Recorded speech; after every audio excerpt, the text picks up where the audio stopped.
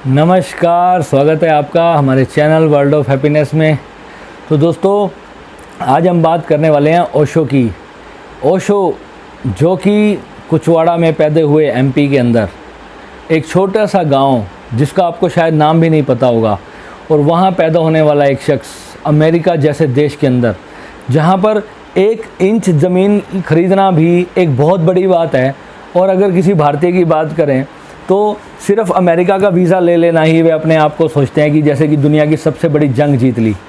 और ऐसे देश के अंदर दोस्तों 65,000 एकड़ ज़मीन, कितनी 65,000 एकड़ ज़मीन एक हमारे ओशो ने अमेरिका के अंदर ख़रीद के अपना एक बहुत बड़ा रजनीशपुरम नाम का एक शहर बसा लिया। और दोस्तों आप सोचो कि अंग्रेज़ जो कि कितने नशों में खोए रहते हैं, बड़ी गलत आदतों में खोए रहते हैं, उन लोगों को, लाखों लोगों को भगवा वस्त्र पहनाकर हरि नाम पर झुमा दिया ओशो ने। और ध्यान जैसी आध्यात्मिक चीज़ जो कि भारत के अंदर जन्म लेती है, ऐसे संत को हमारे देश के अंदर धुतकारा गया। अगर आप ओशो के उस समय की पूरी जीवनी पढ़ेंगे तो ओशो को 90% जो सनातन धर्म के लोग थे उन्होंने ओशो को बुरी तरह से नकार दिया था। और ओशो ने जाकर अमेरिका के अंदर जब अपना वर्चस्व स्थापित किया, तब लोगों की समझ में आना शुरू हुआ। और आज लोग उस बात को जान रहे हैं कि ओशो क्या थे और हम लोगों ने किसको खो दिया था। आज करोड़ों अमेरिकी जो हैं ओशो के नाम पर पागल हो रखे हैं, वो अपने ध्यान के अंदर झूमते रहते हैं। ओशो के लाल कपड़े डालकर वह लोग झूम रहे हैं, और वो लोग इतना कुछ पा चुके हैं ओशो से, इतने लोग एनलाइटेंड हुए हैं ओशो के बाद कि जिसका कोई वर्णन नहीं किया जा सकता। इवन हमारे देश के अंदर इतने बड़े बड़े आश्रम खुले हुए हैं, सब कुछ खुला हुआ है, उसके बावजूद भी लोगों को अध्यात्म की नॉलेज नहीं मिल पा रही है। जबकि ओशो ने पूरा का पूरा ज्ञान अपनी बुक्स के अंदर उठा के रख दिया। दोस्तों ओशो ने अपने जीवन काल के अंदर 1.5 लाख किताबें पढ़ी हैं। 1.5 लाख किताबें पढ़ना, आप सोच के देखो कितनी बड़ी बात है। 1.5 लाख किताबें अपने छोटे से जीवन के अंदर पढ़ना, और ना सिर्फ पढ़ना, वे सभी किताबें उनको एकदम कंठस्थ थी। जैसे कि एक कंप्यूटर में जिस तरीके से हम एक बार कोई चीज़ फीड कर देते हैं ना, और वो कभी भूलता नहीं है जब तक उसको वहाँ से डिलीट ना किया जाए, इस तरीके से ओशो का दिमाग था। और मेडिटेशन के कारण ही उनका जो ये दिमाग था वो इतना शार्प हो पाया।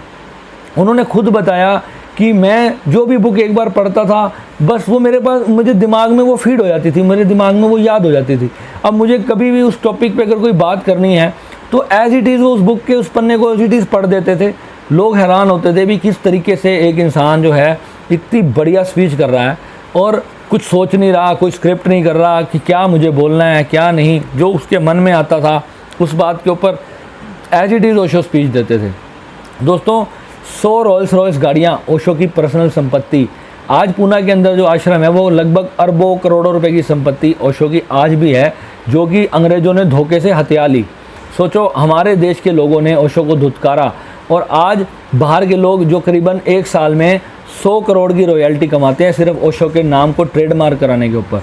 सोचो हमारे देश के लोगों में कितना बड़ा ही एक नेगेटिव इम्पैक्ट हमारे देश के दिमाग पर हो चुका है कि कोई इंसान जब आगे बढ़ रहा होता है तो उसकी टांग खींचने में हमारे भारत के लोग जो हैं वो ज़रा भी हिचकिचाते नहीं हैं। वह सोचते नहीं हैं कि वह बंदा क्या बात कह रहा है और मेरे कितने काम की हो सकती है। ईर्ष्या हमारे देश के अंदर कूट कूट कर नसों में भरी हुई लोगों के अंदर, और हर इंसान जो है दूसरे से जलन करने की वजह से जो है ना उसको आगे बढ़ने देता है और ना वो खुद आगे बढ़ पाता है। और अमेरिका के अंदर मैंने ये चीज़ देखी है, अमेरिका के लोग जो हैं अगर उनके देश में अगर एक बंदा एक छोटा सा काम भी करता है ना, तो 1000 लोग उसके उस काम को प्रमोट करने के लिए आ जाते हैं बिना किसी कॉस्ट के, फ्री ऑफ कॉस्ट। ना तो उससे वो कोई कमीशन मांगते हैं, ना किसी भी प्रकार की वो उसको कहते हैं कि तू इतना कमाएगा तो तू मुझे इसमें से इतना दियो। सिर्फ जो है वो ये सोचते हैं कि ये हमारी कंट्री का ऐप है, या कोई हमारी कंट्री की वेबसाइट है, या हमारी कंट्री का कोई यूट्यूब चैनल है, या कोई भी ऐसी चीज़ जो अमेरिका के लोग देखते हैं कि ये अमेरिकन की है, तो उसको फ्री ऑफ कॉस्ट जो है वो लोग उसको प्रमोशन देना शुरू कर देते हैं। और यही कारण है दोस्तों, आज अमेरिका दुनिया का सबसे अमीर देश होता चला जा रहा है, और भारत इतने सब कुछ सक्षमता होने के बावजूद नीचे डाउन पे डाउन जाता जा रहा है। यहाँ पर कंपटीशन, कहीं दुनिया में ऐसी जगह नहीं होगी जहाँ पर दोस्तों लोग आपस में कंपटीशन नहीं करते होंगे, बल्कि अमेरिकी आपस में बहुत ज़्यादा कंपटीशन करते हैं। पर अमेरिका के अंदर एक चीज़ जो है वो सबसे बड़ी है वो लोग कभी भी किसी को कॉपी नहीं करते। एक इंसान ने अगर कोई चीज़ बना दी है तो दूसरा इंसान सोचता है कि मैं इससे कुछ अलग करूं।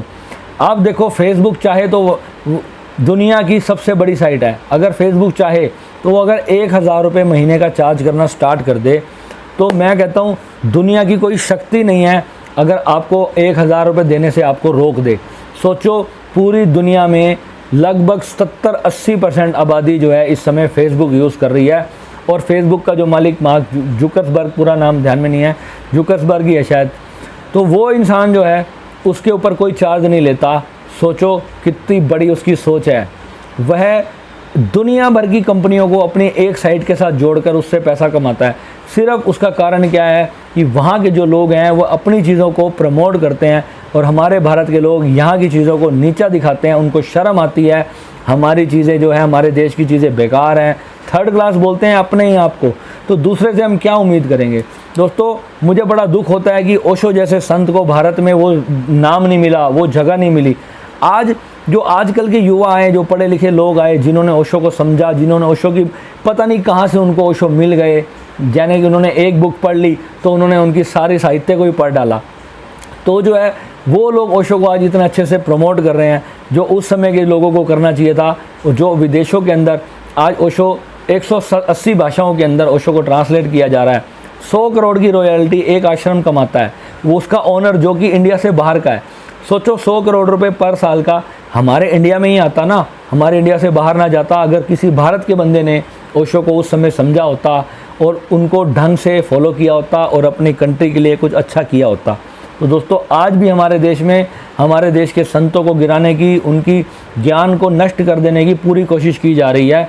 तो हमें यही चाहिए कि अपने देश के, अपने सनातन धर्म की हमें रक्षा करनी चाहिए। अभी ये समय है, अगर अभी भी हमने अपने देश के जो स्पिरिचुअलिटी को अगर हमने ख़त्म कर दिया तो भारत भीख मांगते हुए, भारत को देर नहीं लगेगी, भारत बहुत जल्दी भिखारी की तरह हो जाएगा। तो ये संतों का देश है, हमें संतों को आगे लाना चाहिए और अपने बच्चों को भी संतत्व की दीक्षा देनी चाहिए, ताकि जो है हमारे देश का जो धर्म है वो सदा बना रहे। दुनिया भर में इस्लाम के लोग, आप जानते हो कि सनातन धर्म को ख़त्म करने के लिए पूरी कोशिश कर रहे हैं, मगर अगर हम भी अपने देश के धर्म के लिए कुछ नहीं करेंगे तो फिर हमारे देश का तो भगवान ही मालिक है। अभी समय है, जग जाओ, दूसरों को जगाओ। और ये वीडियो को कम से कम 50 लोगों को भेजना आपका फ़र्ज बनता है, लोगों को जागृत करें। मैं ये नहीं कहता कि हाँ भी मुझे इससे कुछ प्राप्त होगा, मुझे कुछ भी ना मिले, बस मैं सिर्फ इतना चाहता हूँ कि हमारे देश में, हमारे देश के अंदर ध्यान कभी नष्ट ना हो, हमारे देश से इतनी बड़ी संपदा ख़त्म ना हो जाए। नमस्कार दोस्तों, धन्यवाद आपका बहुत बहुत।